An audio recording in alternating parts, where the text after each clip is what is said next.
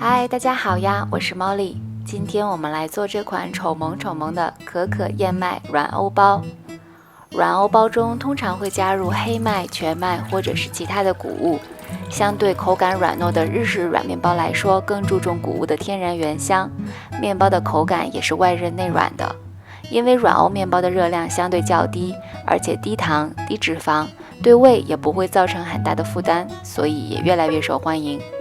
这款面包加入了全麦粉和燕麦，这两款材料都是吸水性的，所以要把它们先和水融合，然后再加入高筋面粉。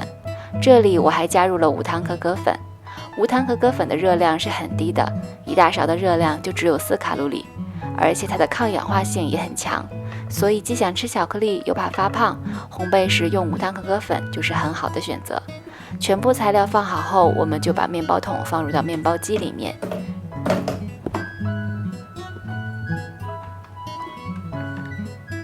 选择面包面团功能，添加辅料的功能选择有，因为等一下我们要加入一些坚果和果仁，然后点击开始。面团在一开始揉制的时候要注意观察，因为面团里加入了全麦粉、燕麦和生可可粉，这些材料都是吸水性的，所以面团非常容易干。揉面的前5分钟一定要注意观察面团的状态，如果面团很干不成团，可以添加10克左右的水来调节。面团成团后就不用担心了。面团搅拌10分钟左右，我们加入1块冷藏的黄油。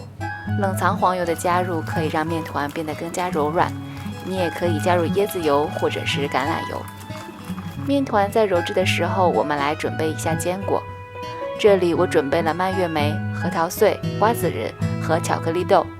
蔓越莓记得要提前用水泡一下，洗去过多的糖分，这样也不会吸走太多面团的水分。添加辅料的提示音响起后，我们就把全部的辅料放入到面包机当中。为了防止巧克力豆融化，大概搅拌1到2分钟就把面团取出来。虽然坚果没有完全搅拌均匀，但是也不用担心，因为之后我们还会给面团整形。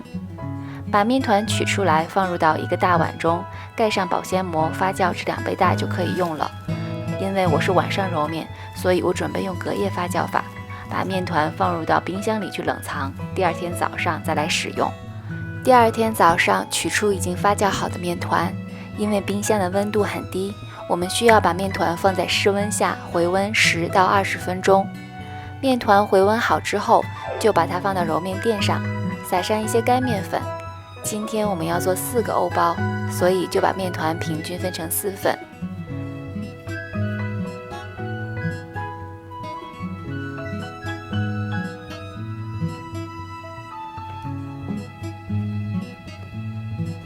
取一个面团，用手轻轻地把它压扁排气，然后把面团所有的边都朝中心折叠，让面团的另一面形成一个光滑的球面。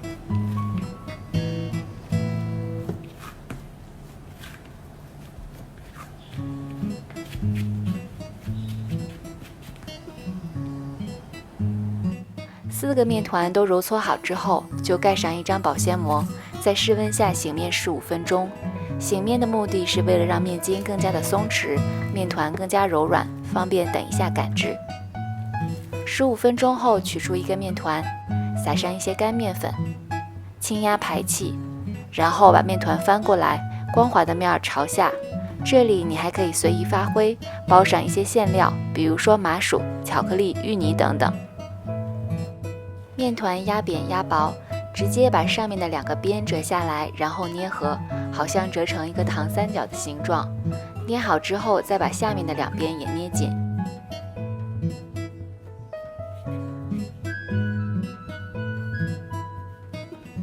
捏成之后呢，就是一个三角形。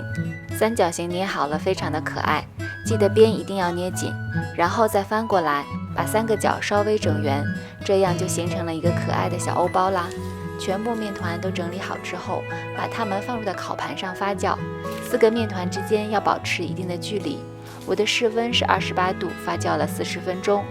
面团发酵至2倍大后，在面团上撒上一些干面粉，既是一种装饰，也可以防止烤黑。然后用一把锋利的刀在面团上割出你喜欢的图案。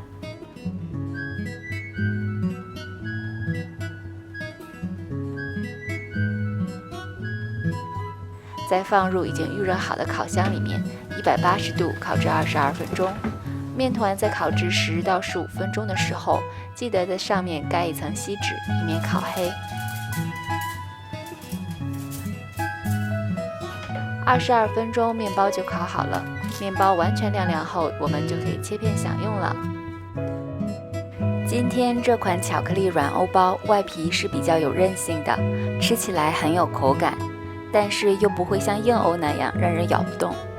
面包的内部是极其柔软的内心，因为加入了低筋面粉，吃起来还有麻薯 Q 弹的口感。